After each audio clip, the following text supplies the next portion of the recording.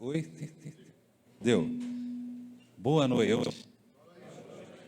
É com muita alegria que nós nos reunimos mais uma noite, entoando louvores ao Senhor, engrandecendo o nome de Cristo, nessa festa tão especial de comemoração, de aniversário, de celebração, né? E com certeza nós temos realmente muitas coisas para celebrar, nós temos muitas coisas para qual colocar diante de Deus e nos alegrar realmente nele. É tempo de celebração, é tempo de festa, e é por isso que nós nos regozijamos no Senhor. Também, queridos, vamos continuar meditando na palavra de Deus, e especialmente nesse momento onde nós nos debruçamos na palavra de Deus. Esse momento não é especial por causa daquele que vos fala, longe disso. Esse momento é especial porque nós estamos diante da palavra de Deus. E ontem nós aprendemos de uma forma muito especial, meus queridos, Deus fala. E porque Deus fala, nós temos esperança. Porque Deus fala, nós temos esperança de vida eterna. Porque Deus fala, nós temos salvação. Então, uma breve recapitulação, porque eu desejo continuar de onde paramos ontem, ou pelo menos do fundamento que falamos. Ontem nós, para quem não estava, os irmãos que estão acompanhando pela internet, ontem nós estávamos falando sobre o Deus comunicador. Deus fala, e Deus falava antigamente, falou muitas vezes e de muitas maneiras aos pais pelos profetas, mas nesses últimos dias, nesses nossos dias, Ele nos falou pelo Filho. Deus continua, queridos, falando conosco, Deus continua querendo falar ao seu coração, mas Ele fala através de Jesus. Jesus este que Ele constituiu o herdeiro de todas as coisas, este que criou o universo, o Filho de Deus, que é o resplendor da glória de Deus, que é a expressão exata do seu ser, que sustenta o universo com a sua palavra poderosa, e depois de ter feito a expiação pelos nossos pecados, assentou-se à destra da majestade nas alturas. Que Jesus incomparável! Ontem nós falamos então sobre a grandeza de Jesus, sobre a suficiência de Jesus, e dizíamos então, com base nesse texto de Hebreus capítulo 1, de que se nós temos a Jesus, queridos, nós não somos necessitados, nós não precisamos de mais nada, porque nós temos tudo aquilo que nós precisamos, porque Cristo é o clímax da revelação de Deus, Cristo é tudo aquilo que nós precisamos e necessitamos. E esse é o fundamento da nossa fé. É daí que partem todas as outras coisas das quais nós cremos.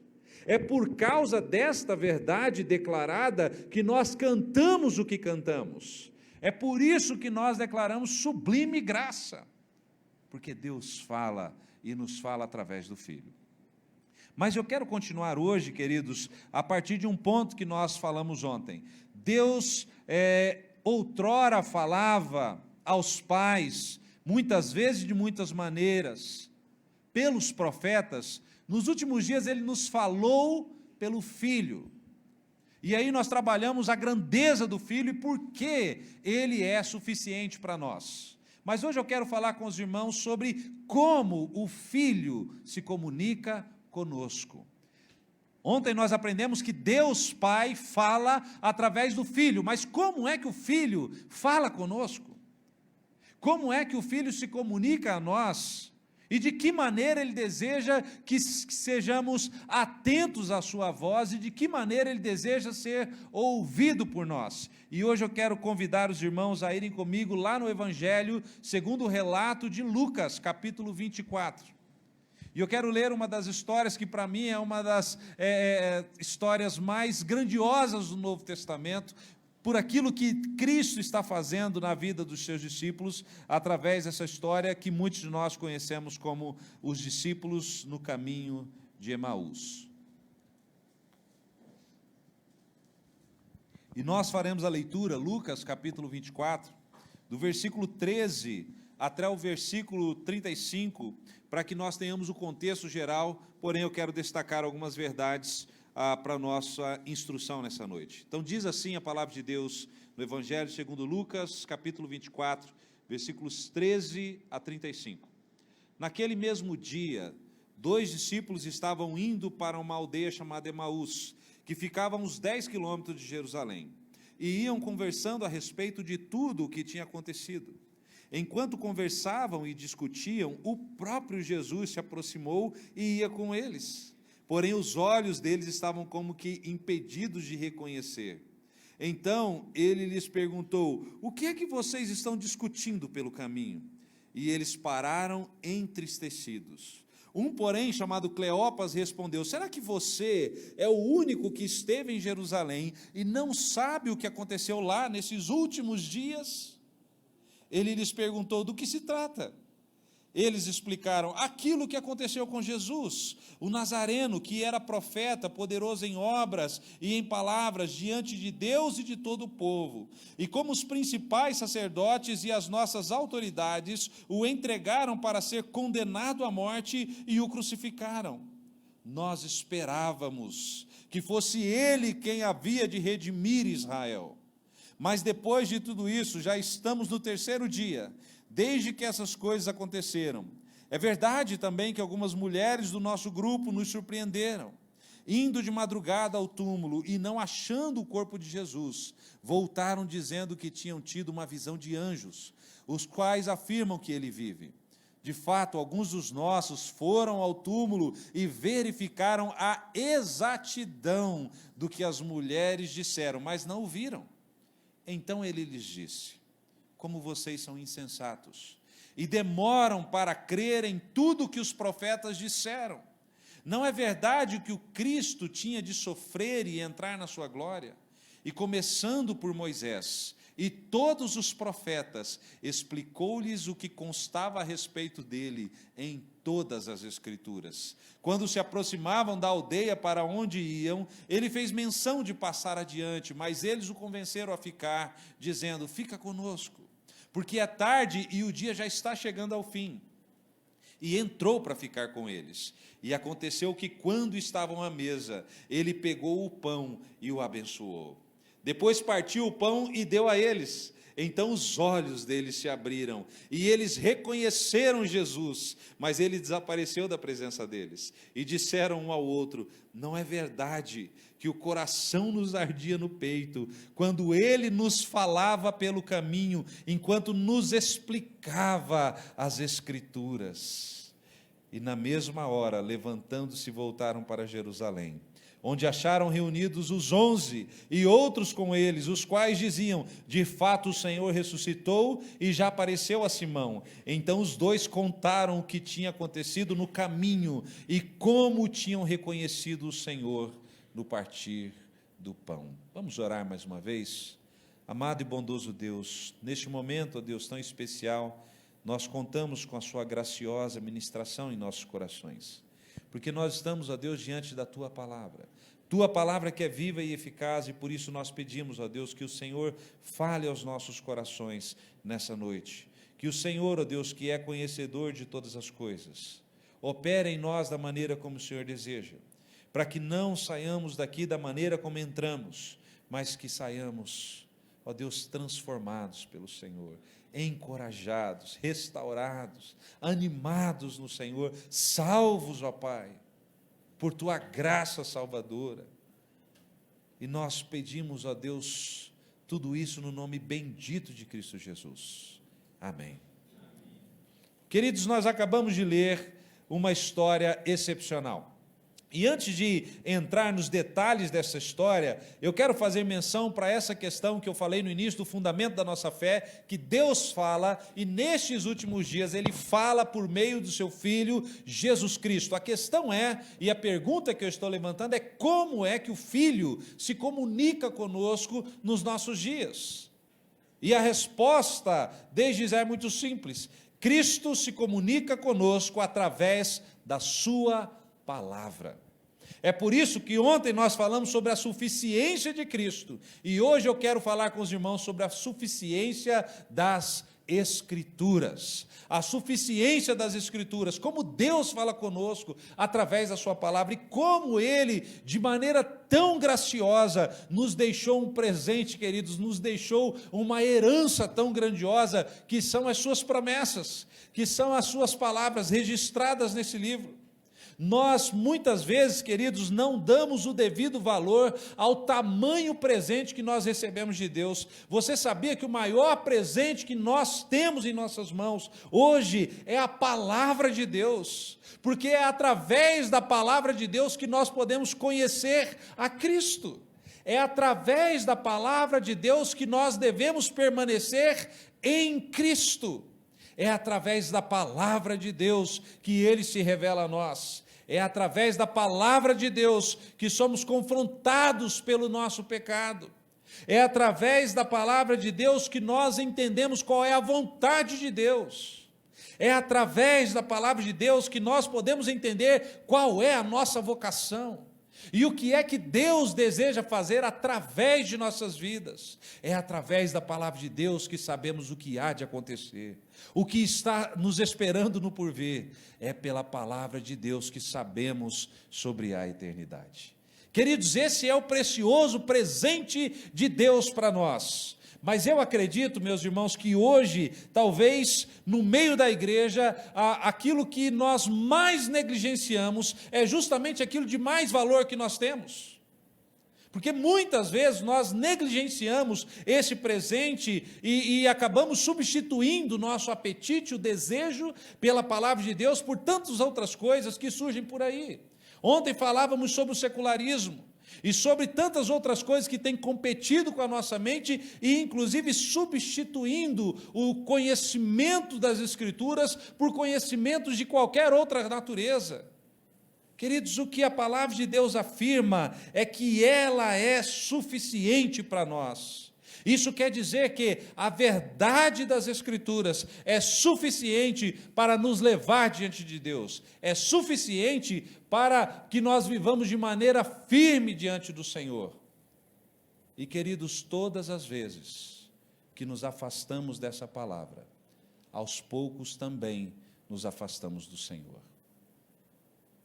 Não é possível que alguém diga que tem um relacionamento com Deus, que tem um relacionamento com Cristo, mas que não usufrui da sua palavra.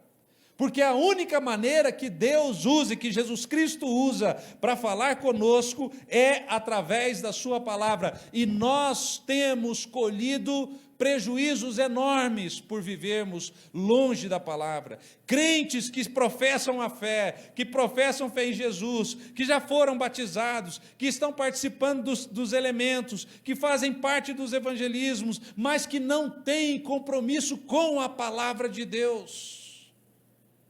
Nós colhemos sérios perigos, porque, queridos, nós vivemos numa época de confusão da verdade. Houve uma época em que o inimigo de Deus tentou destruir a palavra de Deus. Houve uma época em que a Bíblia foi proibida em todo o mundo, onde esse livro era queimado em todos os lugares onde era encontrado. Só que os inimigos da cruz de Cristo perceberam que esta palavra é indestrutível. E nós vamos ver um pouco mais para frente sobre isso. Esta palavra é indestrutível. E não é possível que alguém consiga destruir a palavra de Deus. E não satisfeitos ao tentar destruí-la, como não podiam conseguir destruí-las, tentaram proibi-la. E inclusive muitos países hoje, a palavra de Deus é proibida. E ontem nós conversávamos sobre isso, né, irmão Júnior e outros irmãos ali, sobre aquilo que Deus tem feito em países de perseguição, países onde o evangelho é proibido. Sabe o que acontece nesses lugares? A igreja cresce, o evangelho continua sendo pregado, e os inimigos da cruz de Cristo perceberam que é impossível destruir essa palavra, e é impossível aprisioná-la. Mas nos nossos dias, se não é possível destruí-la, se não é possível aprisioná-la, então nós vamos tentar confundir. E, queridos, como existem pessoas confusas, como existem cristãos confusos, porque se distanciaram da palavra, porque perderam a essência do valor que esse livro tem para nós. E esta história que nós lemos aqui, desses discípulos do caminho de Emaús, ela nos retrata exatamente aquilo que acontece com um cristão que se afasta das Escrituras de Deus. Nós lemos essa história dos discípulos do caminho de Emaús, e em resumo, isso aqui aconteceu no domingo, após a crucificação de Jesus, e na sexta-feira, passou-se o sábado, no domingo, 2 dos discípulos de Jesus, desanimados, desacreditados, desencorajados, decidem voltar para casa, e eles estão fazendo então o caminho para Emaús, mais ou menos uns 10, 11 quilômetros de distância de Jerusalém, e eles estão então caminhando, fazendo o caminho de retorno, fazendo o caminho de volta. Jesus havia ficado em Jerusalém, os discípulos haviam ficado em Jerusalém, mas para esses dois aqui, já tinha dado. Para esses dois aqui, esse negócio de seguir a Jesus não deu em nada, e eles estão retornando então, desistindo da caminhada cristã. Quantos que corriam bem, não fizeram também essa estrada de Emaús? Quantos que reuniam-se conosco, quantos que já professaram a fé em Jesus, também não trilharam esse caminho de Emaús, caminho de desânimo, caminho de angústia, caminho de desesperança, caminho de afastamento, caminho de esfriamento espiritual, caminho de distanciamento de Jesus, caminhos de incredulidade. Será que é possível que um discípulo de Jesus possa estar tão desanimado e tão frio espiritualmente, a ponto de se afastar dos caminhos do Senhor? É justamente o que está acontecendo com eles. Eu quero que vocês percebam comigo, então, quais são os efeitos daqueles que se afastam das Escrituras, através da vida desses discípulos. A falta de conhecimento da palavra de Deus. Primeira delas, nos diz aqui o texto, que eles iam conversando a respeito de tudo o que estava acontecendo. Eles estavam então os dois ali batendo papo e conversando, o versículo 14, e o assunto do momento era tudo aquilo, eles estavam revisitando todas as coisas, todos os acontecimentos, e isso mostra aqui que eles estavam tomados de preocupação.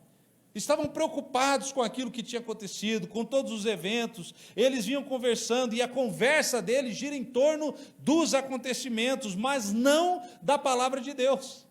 Eles vêm conversando pelas coisas, pelos romanos, pelos soldados, eles vêm conversando sobre esse episódio da tumba vazia, que eles não entenderam muito bem, eles vêm conversando sobre a maneira como Cristo foi crucificado, eles vêm conversando tantas outras coisas, mas a Bíblia condensa a conversa deles sobre os últimos acontecimentos. Mas sabe de uma coisa que eles não falam?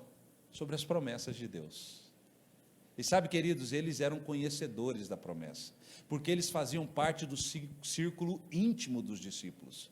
Porque quando eles estão falando com Jesus, ali no caminho, sem saber que era Jesus que estavam com ele, eles falam detalhes que só os discípulos mais próximos sabiam.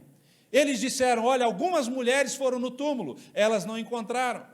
Aí depois, 2 dos nossos discípulos foram lá e viram a exatidão do que elas disseram. Eles tinham um relacionamento com os discípulos mais próximos de Jesus. No final da história, quando eles retornam para Jerusalém, eles vão para uma casa onde eles encontram os 11 reunidos. Eles não eram discípulos afastados, eles não eram discípulos distantes, eles eram os discípulos que estavam no círculo mais próximo do Senhor Jesus, e todos os discípulos mais próximos de Jesus ouviram os seus ensinamentos, ouviram a sua palavra, ouviram as suas promessas. Mas, queridos, quando nós substituímos as promessas de Deus pelos acontecimentos dos últimos dias, isso gera em nós uma preocupação, isso gera no nosso coração uma dor, que ela vai aumentando, e ela vai progredindo, e gerando outros frutos.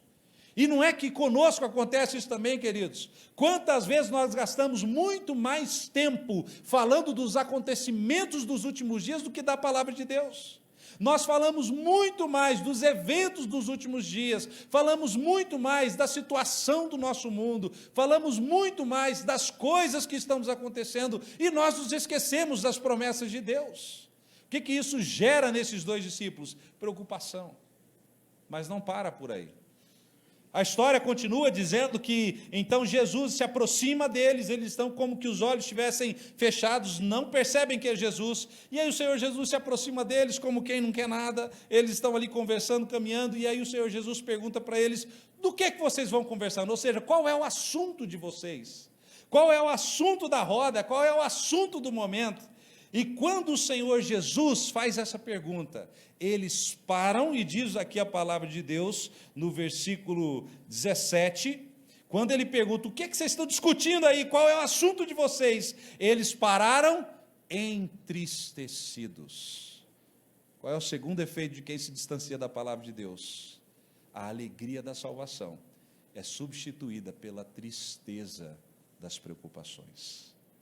Agora, aqueles discípulos que deveriam confiar nas promessas de Deus, agora eles estão tristes, e eles manifestam isso no semblante, eles manifestam isso no seu próprio rosto, mesmo diante das evidências que eles receberam, mesmo da ressurreição, eles estão céticos, eles estão desesperançosos, apesar de tudo, eles ainda se acovardaram, colocaram os seus pés na estrada da dúvida, na estrada do ceticismo, estão voltando para casa, estão voltando para Emaús, desistiram de Jesus, desistiram de ser discípulos de Jesus, eles se renderam a uma decepção amarga, eles estão experimentando tristeza no seu coração. Olha o efeito que nos distanciarmos das promessas de Deus pode trazer para nós.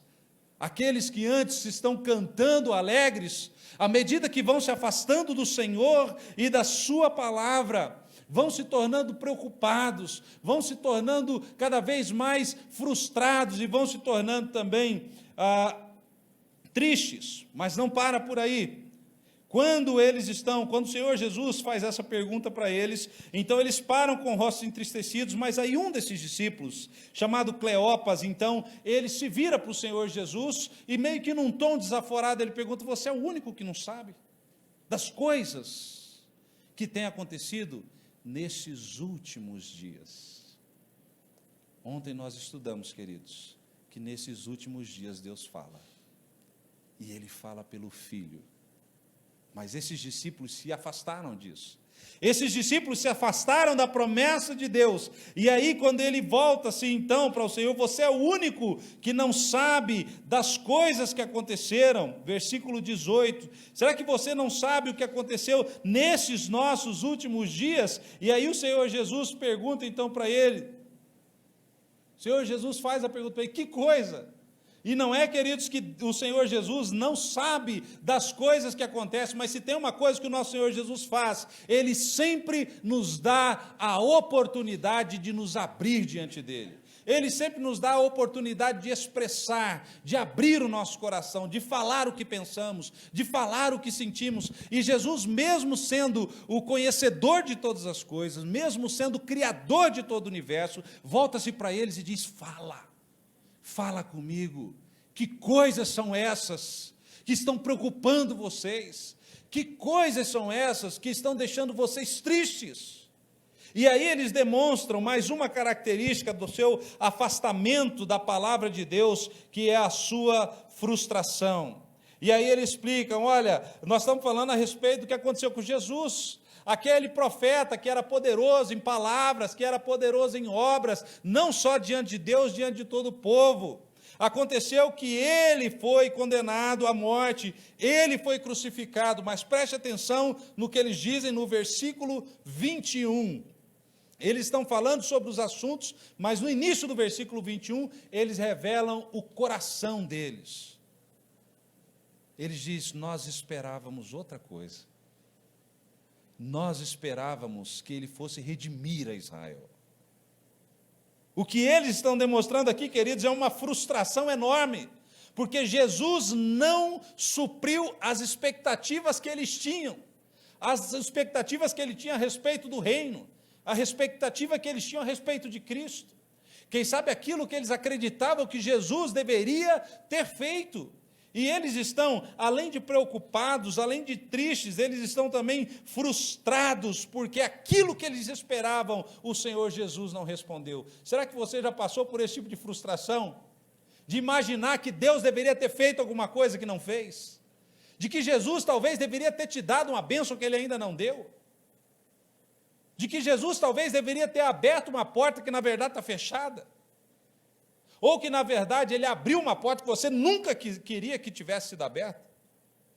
Será que você já experimentou essa expectativa frustrada de ver Deus não satisfazendo seus desejos, de ver Deus não satisfazendo seus caprichos, não atendendo aos seus pedidos? É isso que eles estão passando, estão frustrados porque a expectativa deles não era compatível com a obra que Cristo estava realizando. O afastamento das Escrituras, queridos, produz frustração nos nossos corações. Mas continuando a nossa história, eles estão preocupados, tristes, frustrados, e em quarto lugar, eles também estão incrédulos. O afastamento das Escrituras produz incredulidade nos nossos corações. Como é que nós sabemos disso? Porque eles vão dizendo aqui, olha, nós, depois de tudo isso, nós já estamos no terceiro dia, e nada acontece. Já estamos no terceiro dia e nada mudou. Aí eles dizem o seguinte: é verdade que algumas mulheres foram lá, viram o túmulo vazio e alguma coisa assim, mas agora eles estão completamente incrédulos. Você já viu um discípulo de Jesus não ser crédulo? Você já viu um discípulo de Jesus se tornar incrédulo? Esses discípulos eles estão incrédulos quanto à obra de Deus, mesmo diante das evidências da ressurreição. Mesmo diante do Senhor, eles desistiram, saíram, andaram, foram embora. Se tornaram incrédulos. E por último, queridos, mais um sinal daquilo que estava acontecendo no coração desses discípulos. Eles estão incrédulos e eles também estão desesperançosos. Eles dizem: já é o terceiro dia, nada vai mudar. Nada vai mudar. É verdade que as mulheres viram o túmulo vazio, mas quer saber? Já deu. É verdade também que os discípulos foram lá e viram com exatidão que realmente o túmulo está vazio, mas nós não temos esperança mais não. É verdade que elas disseram que viram anjos, que disseram que Jesus ressuscitou, mas a desesperança do coração deles é tamanha que eles estão se distanciando do Senhor, que eles estão se distanciando do corpo de Cristo, que eles estão se distanciando daquilo que Deus havia dado para eles. E, queridos, como eu mencionei, esses discípulos tinham evidências suficientes para manter a sua fé. Eles conheciam as promessas de Jesus, eles sabiam do túmulo vazio, eles sabiam do testemunho das mulheres, os anjos deram testemunho da ressurreição, os discípulos falaram do túmulo vazio, mas nem mesmo todas as evidências foi capaz de trazer de volta aquele coração endurecido. E deixe-me dizer uma coisa: se você continuar negligenciando a palavra de Deus, este é o caminho que você vai percorrer. Este é o caminho que percorrem todos aqueles que se afastam da palavra de Deus. Os nossos pensamentos, eles vão tomando lugar, eles vão substituindo as promessas de Deus pelas nossas preocupações, e cada vez mais nós vamos nos tornando distantes do Senhor. Ninguém cai da noite para o dia. Ninguém cai da noite para o dia. Ninguém se afasta da noite para o dia. No ministério onde nós estamos, há 20 anos, queridos, nós trabalhamos com o ministério de treinar novos obreiros, de aconselhar pessoas. E nós visitamos lugares em todo o mundo. E muitas vezes nós nos sentamos para aconselhamento. Pessoas que servem a Deus, missionários, pessoas de todo lugar, cristãos em Cristo, enfrentando as mais diversas lutas. E todas as vezes que eu escuto alguém que está passando pelas mais severas lutas, a resposta sempre é a mesma: esfriamento espiritual, esfriamento da palavra. Uma vez um rapaz me chamou para conversar e ele estava expressando sobre a vida dele, ele estava contando como a vida dele estava uma bagunça, e realmente a vida dele estava uma grande bagunça. E enquanto ele contava e relatava tudo aquilo que ele estava passando, eu fiz a seguinte pergunta para ele: quando foi que você deixou de ler a Bíblia? E ele me olhou um pouco surpreso, ele diz: por que você está dizendo isso? Eu falei: porque você está dando características de alguém que não tem mais contato com a palavra de Deus. E realmente era isso que estava se passando com eles. Queridos, esse é o retrato. Esse é o retrato de discípulos que negligenciam a palavra de Deus, que estão preocupados com tantos outros assuntos desse mundo, menos com a palavra de Deus, esse presente negligenciado. O nosso conhecimento bíblico tem ficado espantosamente cada vez mais raso, cada vez mais superficial. E não é incomum encontrar pessoas que professam fé em Jesus, dizem ser discípulos de Jesus, mas não conhecem nada da sua palavra. É impossível que essa fé permaneça, porque o Senhor Jesus fala conosco, meus amados, mas Ele fala através da sua palavra. E é por isso que o texto continua, então, agora, nos falando sobre a resposta de Jesus ao coração humano. Presta bem atenção nisso daqui. Veja bem a situação desses discípulos. Quais são os sintomas que eles estão tendo? Preocupação, tristeza, frustração, incredulidade, desesperança. E se alguém de repente aparecer hoje e dizer para você: meu irmão, eu estou triste, preocupado, desesperançoso, incrédulo, frustrado, qual é a resposta que você tem para ele? Se surgirem no nosso meio pessoas desesperançosas, incrédulas, frustradas, preocupadas, amargas, que respostas nós temos para essas pessoas? E, queridos, é impressionante como muitas vezes nós vamos falar de tudo, menos da palavra de Deus. Mas a pergunta é: qual foi o remédio que o Senhor Jesus deu para as preocupações da vida? Qual foi o remédio que o Senhor Jesus propôs para quem está enfrentando tristeza profunda? Qual foi o remédio que Jesus propôs para quem está enfrentando frustrações? Qual é o remédio que Jesus propôs para quem está incrédulo, para quem está tendo dificuldade de enxergar luz? Qual é o remédio que Jesus propôs para quem já perdeu as esperanças, para quem já não sabe mais o que fazer? Qual é a resposta de Jesus? Versículo 25. Então ele lhes disse: como vocês são insensatos, e como vocês demoram para crer. E ele diz: crer em mim? Não. Como vocês demoram a crer em tudo o que os profetas disseram. Você sabe o que Jesus diz? Qual é o verdadeiro problema desses discípulos? Eles não acreditam na palavra. Eles não acreditam na revelação de Deus. O problema deles não é que eles não viram a Jesus, porque eles viram. O problema deles não é que eles não andaram com Jesus, eles andaram. É provável que esses discípulos tenham testemunhado os milagres. É provável que esses discípulos tenham visto e escutado os maiores sermões que Jesus pregou.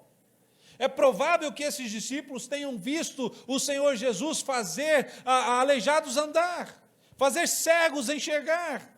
É provável que esses discípulos tenham sido testemunhas oculares de Jesus curando leprosos, porque eles eram discípulos próximos de Jesus. O problema não era que eles não estavam próximos de Jesus, o problema não era que eles não caminharam com Jesus e não testemunharam, o problema é que eles não criam nas Escrituras. Você pode imaginar isso? Vocês se tornaram lerdos, vocês se tornaram insensatos, vocês se tornaram vagarosos para crer em tudo o que os profetas disseram. E por que é importante crer no que os profetas disseram? Diz o Senhor Jesus, porque eles já haviam dito sobre isso. Se vocês crescem na palavra de Deus, vocês não estariam enfrentando esse desânimo.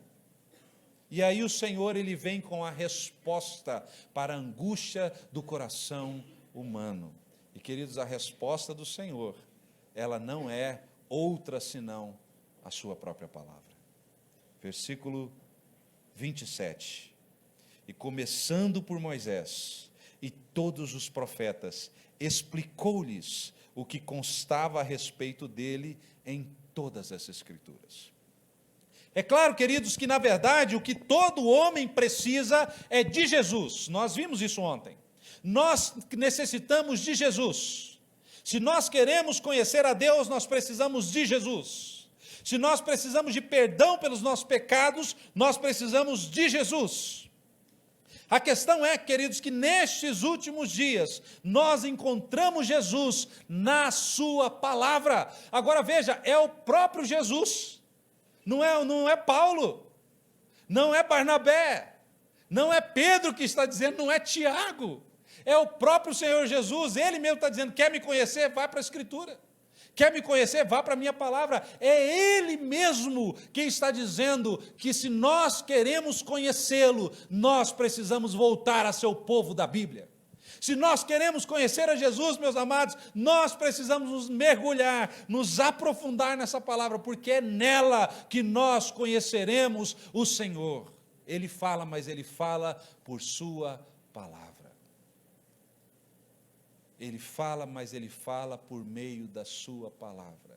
E queridos, para o Senhor Jesus, a sua palavra é suficiente para tratar o nosso coração perdido.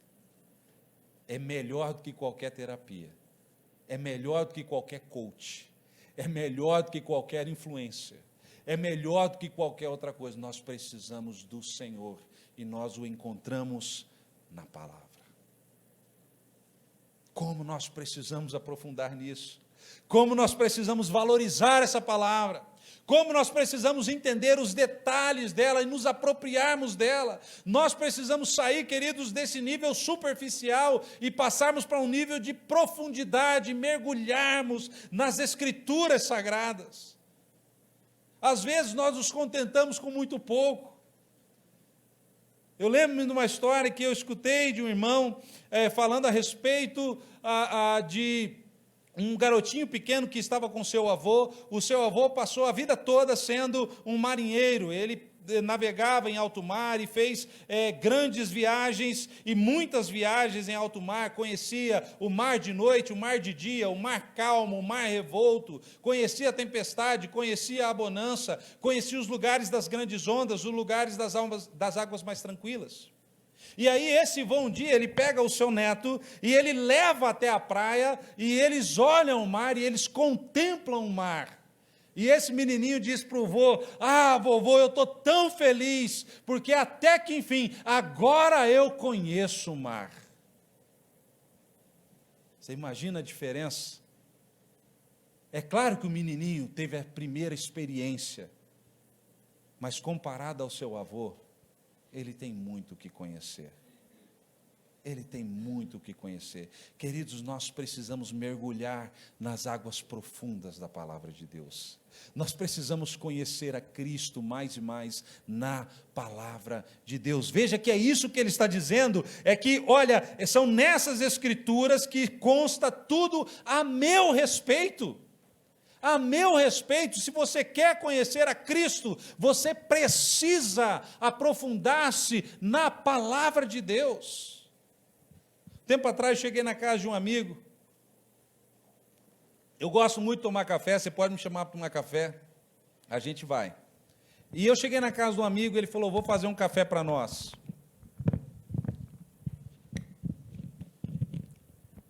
E aí ele chegou e falou assim: olha, que grão você quer? Falei: como assim? Que grão você quer de café? Porque eu tenho aqui 2 tipos de grão. Esse é o grão, não sei o quê, e foi explicando lá, grão que foi plantado a mais de 1000 metros de altitude, na serra de não sei das quantas, ao ar, a temperatura X e tal, e foi colhido à mão, e tantas outras coisas assim. Eu falei: eu não entendo de grão, você pode escolher qualquer um dos 2 para mim. E ele pegou o grão lá. E ele falou: e que tipo de torra você quer? Eu falei: mas você vai torrar agora? Ele falou: não, porque eu tenho 2 torras aqui em casa, porque eu gosto de uma torra e a minha esposa gosta de outra. Ela gosta da torra caramelo fosco, eu gosto da terra caramelo brilhante. Eu falei: ainda tem mais essa? Eu falei: eu não sei qual que é a diferença dos 2. Ele, um é mais aveludado, o outro é mais ácido. Eu falei: meu irmão, eu só quero café. Só quero café, me dá o café, pode ser qualquer um dos 2. Não, então eu vou fazer isso aqui, vou pegar esse aqui. E que tipo de moagem você quer? Como assim? Não, porque tem a moagem granulada, que o café ele vai ficar um pouco menos encorpado. E tem a moagem mais fina, que o café vai ficar um pouco mais encorpado. Você, qual tipo de moagem? Eu falei, faz a moagem que você quiser, pode fazer.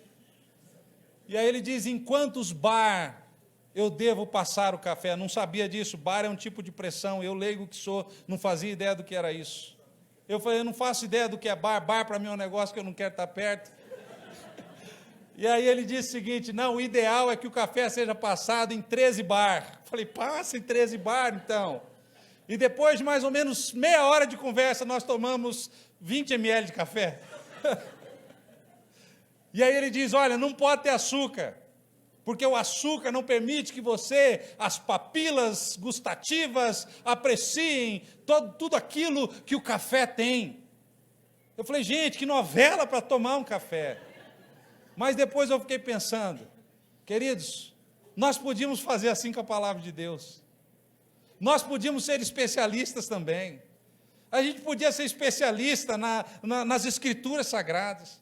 É esse tipo de intimidade, de profundidade que o Senhor Jesus nos convida a ter, de conhecer os detalhes, de conhecer os mínimos detalhes, de conhecer as nuances, de conhecer as riquezas. E queridos, este é o livro, é a maior tesouro que Deus tem deixado para nós. E se você está passando desapercebido por ele, você está desperdiçando esse tesouro. Desperdiçando esse tesouro. A resposta de Jesus para o coração desses discípulos é a sua palavra.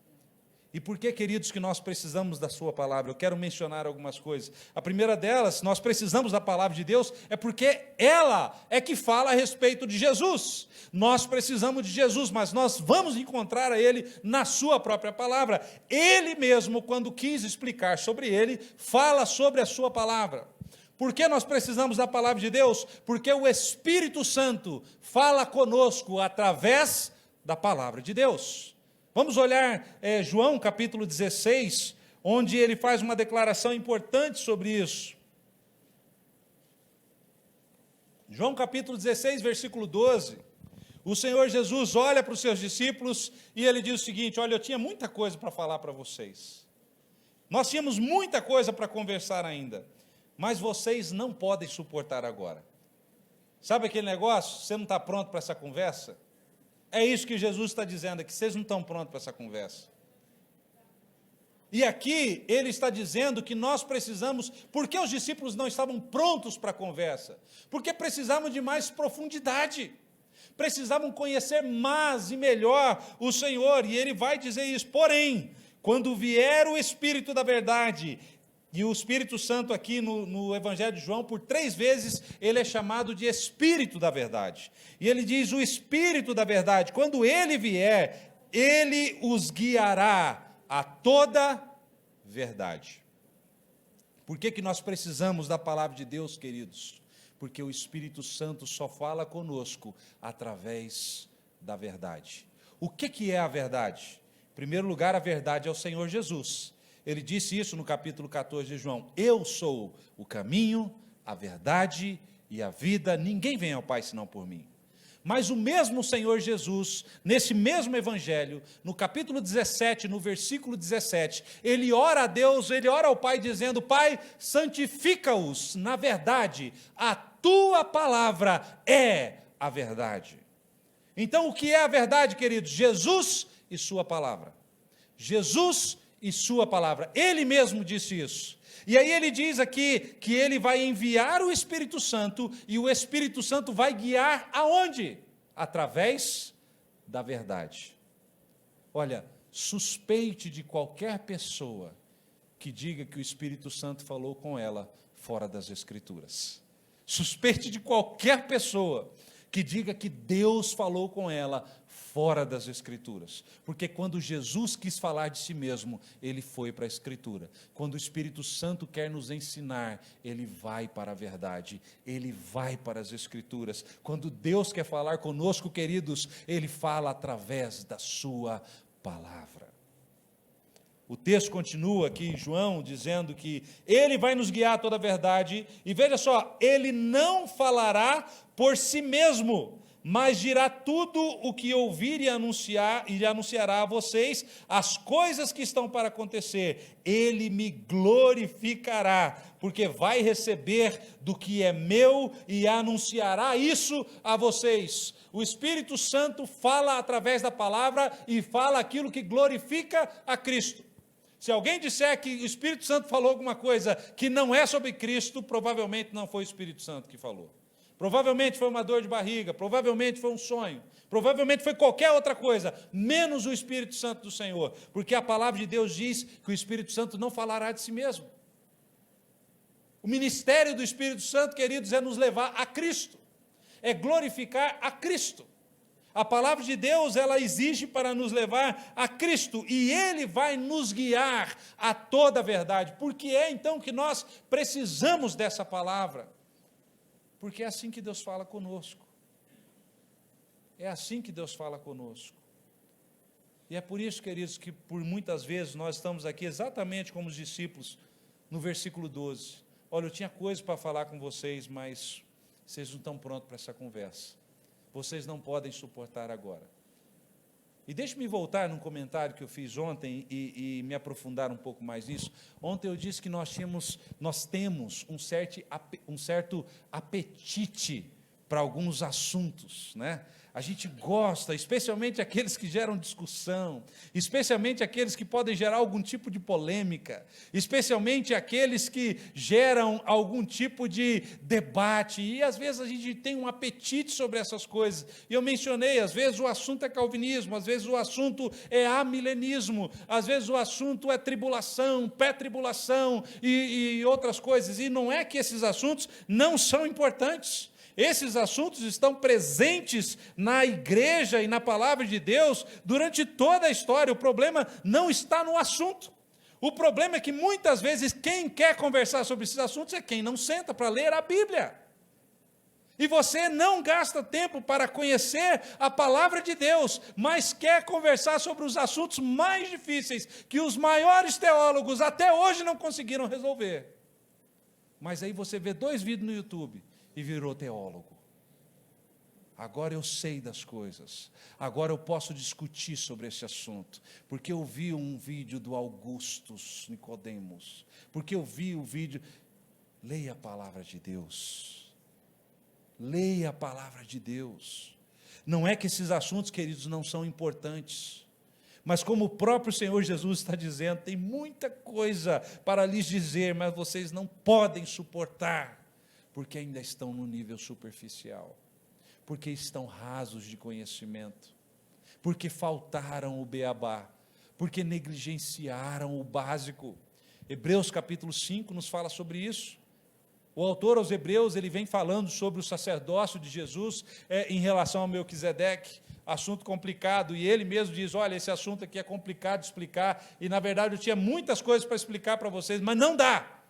Porque vocês estão precisando de leite de novo, vocês estão precisando do básico, vocês não conseguem ter discernimento espiritual, então não é hora de falar sobre Melquisedeque, é hora de voltar para o básico, não é hora de falar de calvinismo, é hora de voltar para o básico, não é hora de falar sobre as principais teorias da teologia, é hora de se voltar para as Escrituras Sagradas. É esta a exortação da palavra de Deus. Queridos, por que a Bíblia é suficiente para nós? Porque ela nos leva a Cristo. Segundo, porque o Espírito Santo só fala conosco através dela. Terceiro, Hebreus capítulo 4, versículo 12, a palavra de Deus, a Escritura, toda a Escritura é inspirada por Deus e útil. Por que nós precisamos dessa palavra, queridos? Porque essa palavra pode chegar no lugar que nenhum outro pode chegar. Nenhum outro ensinamento desse mundo pode chegar tão profundo como uma espada de 2 gumes, a ponto de poder dividir dentro de nós aquilo que é alma, aquilo que é espírito, a junta da medula, aquilo que é uma precisão cirúrgica. A palavra de Deus tem condições de fazer. Por que nós precisamos da palavra de Deus? Porque ela vai nos níveis mais profundos do nosso coração. Ela é capaz de nos corrigir, ela é capaz de nos instruir, ela é capaz de nos restaurar nos níveis mais íntimos da nossa alma. Por que é que nós precisamos da palavra de Deus? Por que a palavra de Deus, queridos, é suficiente para nós? 2 de Pedro, capítulo 1, versículo 3. Porque todas as coisas nos foram doadas para a vida e para a piedade, por meio das suas muito ricas e preciosas promessas. Por que nós precisamos das Escrituras Sagradas? Porque nelas contém tudo o que nós precisamos para a vida e para a piedade. O que a palavra de Deus está dizendo, queridos, se nós nos aprofundarmos nessa palavra, nós teremos a nossa sede saciada, nós teremos o nosso coração restaurado, nós teremos a nossa fé fortalecida, nós teremos os nossos pés calçados, nós teremos o nosso ânimo de volta, nós teremos o encorajamento necessário, nós quereremos servir a Deus de maneira constante, de maneira profunda, de maneira direta, mas nós precisamos da palavra. É por isso, meus queridos, que se nós não formos a esse mundo com a palavra de Deus, vão será a nossa missão. Primeira carta de Pedro, capítulo 1, versículos 24 e 25. E eu estou caminhando para encerrar. 1 Pedro, capítulo 1, versículos 24 e 25. Eu vou ler do 23, ele diz o seguinte: porque vocês foram regenerados, não de semente corruptível, mas de semente incorruptível, mediante palavra de Deus.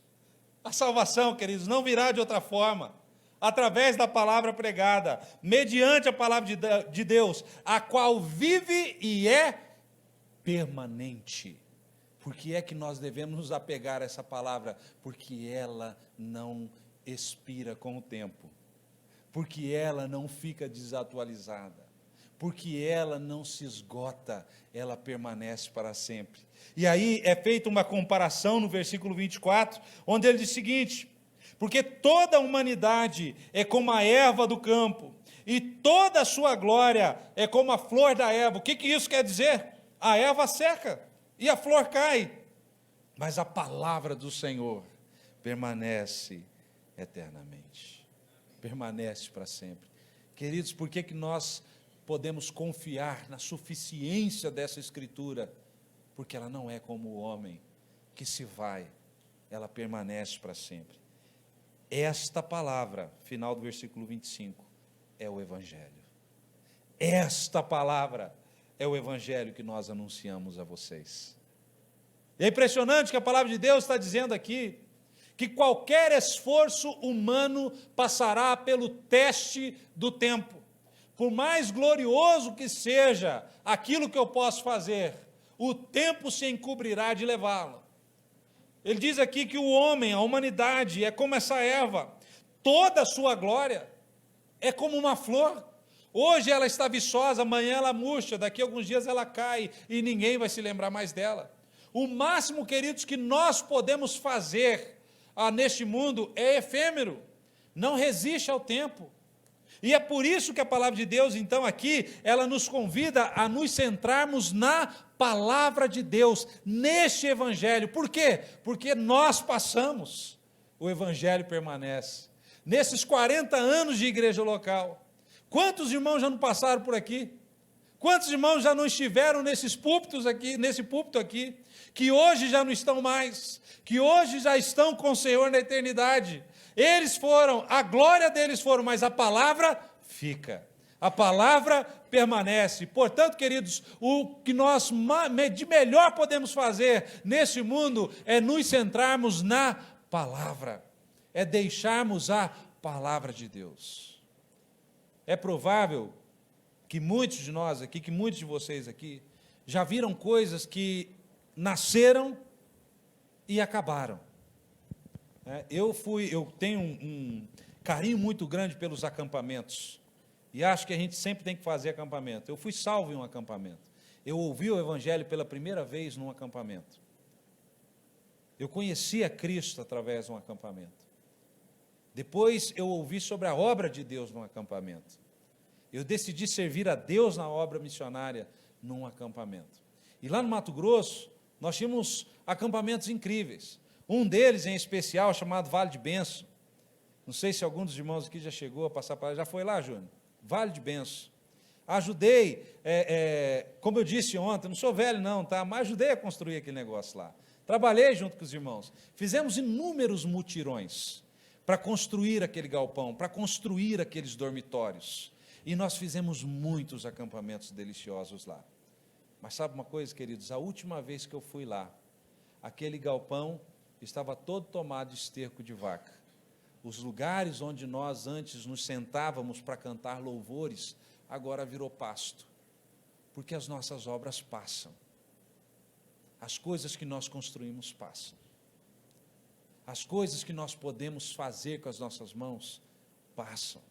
E talvez você conheça tantas outras coisas que já passaram. Tantos locais que já serviram para a pregação do Evangelho, que hoje já não servem mais. Talvez, inclusive, algumas igrejas locais que se reuniram e que hoje não se reúnem mais. Querido, tudo aquilo que nós fizermos, obras das nossas mãos, vai passar. A única coisa que nós podemos deixar que não passa é a palavra de Deus. E é por isso que a gente não precisa ficar tão preocupado com os lugares onde a gente reúne. A gente não precisa ficar tão preocupado com o tanto de conforto que a gente consegue oferecer. É por isso que a gente não precisa ficar tão preocupado com as estruturas que a gente consegue construir. Queridos, tudo isso vai ficar, tudo isso vai passar. A única coisa que nós podemos oferecer para esse mundo que não tem fim e permanece para sempre é a palavra de Deus. Por isso que nós necessitamos dela. E é isso que o mundo precisa. É esta a resposta que nós devemos dar ao mundo. Palavra de Deus. Vamos voltar para o nosso texto para encerrarmos.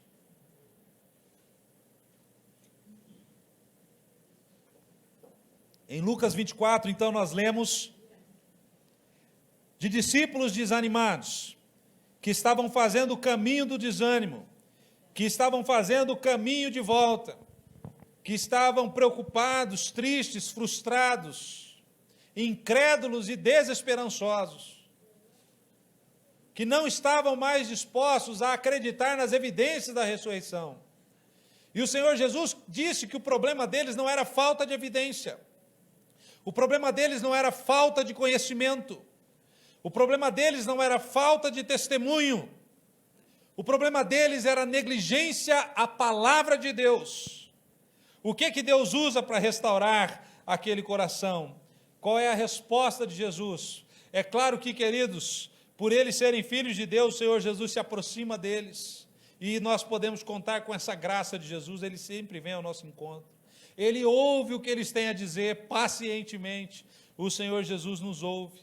Ele exorta esses discípulos, Ele diz, como vocês se tornaram insensatos, como vocês se tornaram vagarosos, mas não fica por aí. O Senhor Jesus ensina a sua palavra para a correção do coração desses discípulos. Eles não precisavam de mais nada, eles precisavam da palavra de Deus, eles precisavam dos ensinamentos de Deus, eles precisavam voltar aos rudimentos, ao que Deus fez, a restauração que Ele operou através das Escrituras, o meio pela qual o Senhor Jesus usou para resgatar, para restaurar, para transformar o coração desses discípulos, foi a sua palavra, foi ensinar-lhes a sua palavra. E talvez você esteja, inclusive, esperando alguma resposta do Senhor, esperando ou depositando as suas expectativas em alguma coisa em relação ao Senhor. Talvez tem pessoas aqui que estão esperando respostas, estão esperando algum toque especial, estão esperando algum agir de Deus, estão esperando algum milagre de Deus, mas talvez esteja se esquecendo de que Ele já se revelou e Ele fala por meio da sua palavra. Quer ouvir a voz de Deus? Leia a sua palavra. Quer conhecer a Jesus? Leia a palavra. Ah, mas eu quero ouvir a voz de Jesus. Então leia a Bíblia em voz alta. Ela é a palavra de Deus. E Ele fala por meio da sua palavra. Jesus começa a ensinar os seus discípulos. Ele dá um alto valor para a sua palavra. Que conselho você daria para alguém que chegasse para você do jeito desse discípulo aqui? Desanimados, abatidos, entristecidos, preocupados, incrédulos, desesperançosos. Que conselho nós, como igreja, temos para aqueles que estão abatidos? Queridos, a resposta de Jesus é uma só: a sua palavra. E a sua palavra tem tudo aquilo que nós necessitamos para a vida e a piedade. A palavra de Deus tem tudo que nós necessitamos. E aí Jesus começa o processo. O processo esse, queridos, que nós também precisamos periodicamente e constantemente fazer, de substituir os nossos pensamentos, substituir as nossas preocupações pelas verdades eternas de Deus. Sabe qual é a resposta para a sua ansiedade? Não é Rivotril. É substituir essas preocupações do seu coração pelas verdades eternas de Deus. Sabe qual é a resposta para esse estresse todo que você está passando? Substituir as suas preocupações pelas verdades eternas de Deus. Ah, mas eu não consigo fazer isso. Consegue? Consegue? Consegue, porque o nosso pensamento, queridos, não é autônomo. Você pensa naquilo que você quer pensar. Às vezes, porque a gente deixa a mente voar, a gente acaba acreditando na ideia de que a nossa mente, ela simplesmente flui, mas não é verdade. A mente não é um sentimento, a mente é um mecanismo, você pensa o que você quer pensar. Ela não é um sentimento. Sentimento a gente não escolhe. Por exemplo, a gente usa a palavra, vamos usar um exemplo biológico, né? A gente usa a palavra sentir fome, não é isso? Eu sinto fome. Alguém escolhe sentir fome? Não. Você escolhe não sentir fome? Também não. Então, o que é esse sentimento? Seu corpo estimulou e te mandou um recado, não é isso? Sentir saudade. Alguém escolhe sentir saudade?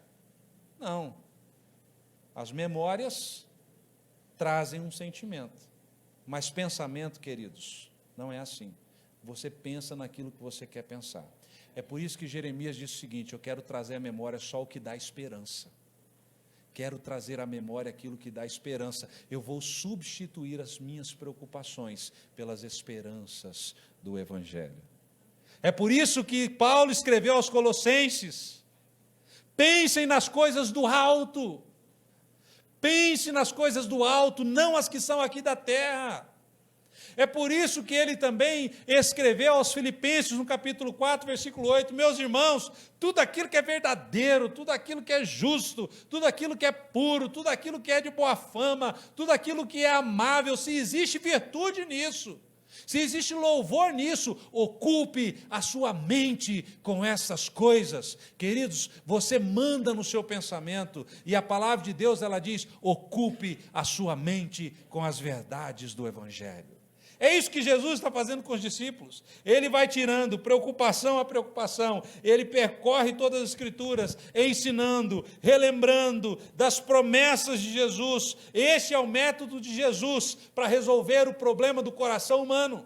Esse é o método de Jesus para resolver os nossos problemas. Esse é o método de Jesus para nos fazer firmes na sua palavra. Esse é o método de Jesus para nos fazer fiéis aos seus mandamentos. O método de Jesus é: encha-se com a sua palavra, encha a sua mente com as verdades do Evangelho. O que acontece com alguém que substitui os seus pensamentos pelas verdades de Deus? Vamos terminar a nossa história. Eles chegaram no fim da conversa, no fim da estrada, não sabemos quanto tempo eles conversaram, mas sabemos que foi o suficiente para Jesus falar sobre todo o que constava a respeito dele em toda a Escritura. Não sabemos quanto tempo eles conversaram, mas sabemos que eles ouviram o melhor sermão da vida deles, a melhor pregação, porque foi o Senhor Jesus mesmo ensinando a Bíblia. E quando eles chegam no final, chegando ali em sua casa, o Senhor Jesus fez como que ia passar adiante, como qualquer viajante, e ele diz: não, fica conosco, já está tarde, costume dos judeus, fica conosco, não é hora de andar, o dia já está acabando, entra conosco. Eles hospedam Jesus na sua casa. Agora eles hospedam Jesus na sua casa, e aí eles se sentam então para oferecer uma refeição. E aí o Senhor Jesus faz algo inusitado, porque geralmente é o anfitrião que serve a refeição, mas ele toma a liberdade e ele mesmo pega o pão e dá graça. Ele não deixa que o anfitrião faça isso. Ele mesmo toma a liberdade e ele dá graça. Ele mesmo pega o pão, ele mesmo dá graças a Deus e distribui aos seus discípulos. E quando ele faz isso, diz a palavra de Deus que os seus olhos se abriram. Ou seja, quando no início da nossa história, eles não conseguiam nem reconhecer a Jesus, os seus olhos estavam impedidos. Mas agora, uma vez com os corações restaurados, eles olham para aquele homem partindo um pão, dado graça, eles olham para o outro e eles falam: é Jesus, é Ele que está conosco. E quando então os olhos deles são abertos, o Senhor Jesus desaparece da frente deles, Ele cumpriu a sua missão naquele momento, Ele simplesmente desaparece da frente deles, e aí eles começam a olhar um para o outro, e eles se lembram, é por isso, agora nós entendemos, é por isso que o nosso coração estava ardendo, é por isso que o nosso peito estava pegando fogo no caminho, é por isso que o nosso peito estava ardendo quando ele expunha as Escrituras. Queridos, como o nosso coração será transformado quando nós voltarmos a ter os corações ardentes pela palavra de Deus. A palavra de Deus é capaz de abrir os nossos olhos, é capaz de encandecer o nosso coração frio, é capaz de fazer queimar o nosso coração gelado, é capaz de trazer para nós o aquecimento das verdades bíblicas. O fato de eles estarem ali na estrada, com o coração ardendo, quando Jesus estava explicando, significa que a palavra de Deus, à medida que o Senhor Jesus ia comunicando com eles, esse fogo foi ardendo nos seus corações, porque eles estavam em contato com a palavra de Deus. E quando o nosso coração arde, meus queridos, quando o nosso coração arde, acaba a frieza espiritual, acaba a apatia espiritual, acaba o marasmo. Quando o nosso coração arde pela palavra, a tristeza é substituída pela alegria. Eles estão agora aqui alegres um para o outro, olhando para o outro. Era Jesus o tempo todo, e a gente não sabia. Orar é uma necessidade, louvar a Deus agora. E nós precisamos fazer essa reflexão. Qual foi a última vez que o seu coração ardeu pela palavra de Deus? Qual foi a última vez que você se debruçou neste livro e pediu ao Senhor: Deus, fala comigo, fala minha alma, ó Cristo, fala comigo, fala, ó Deus, através da sua palavra, faz queimar o meu coração, faz arder de novo o meu peito com a sua palavra. Qual foi o resultado da ministração de Jesus na vida desses discípulos? Em primeiro lugar, alegria restaurada. Aquela preocupação, aquela tristeza, aquela frustração, aquela incredulidade, aquela desesperança, aquilo passou. Agora eles têm a alegria restaurada, porque eles estão empolgados. Note bem o que aconteceu depois disso. Eles então, no versículo 33, na mesma hora que eles tiveram seus olhos abertos e entenderam que era o Senhor Jesus, na mesma hora se levantaram e voltaram todo aquele caminho, empolgados de volta, receberam ânimo de volta, onde eles encontraram forças, onde eles encontraram ânimo, onde eles encontraram empolgação para voltar para Jerusalém, porque estiveram em contato com Jesus e a sua palavra.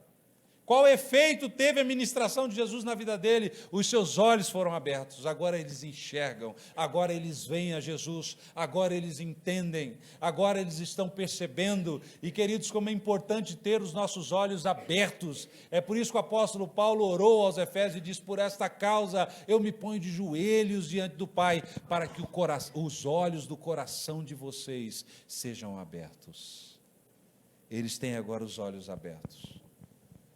Que efeito a palavra de Deus teve no coração deles?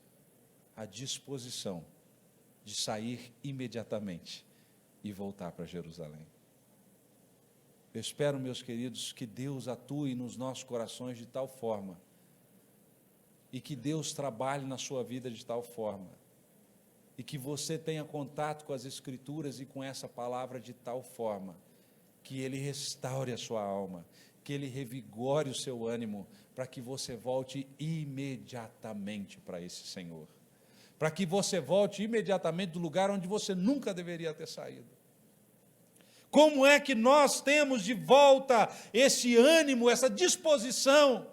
O Senhor nos dá através da sua palavra.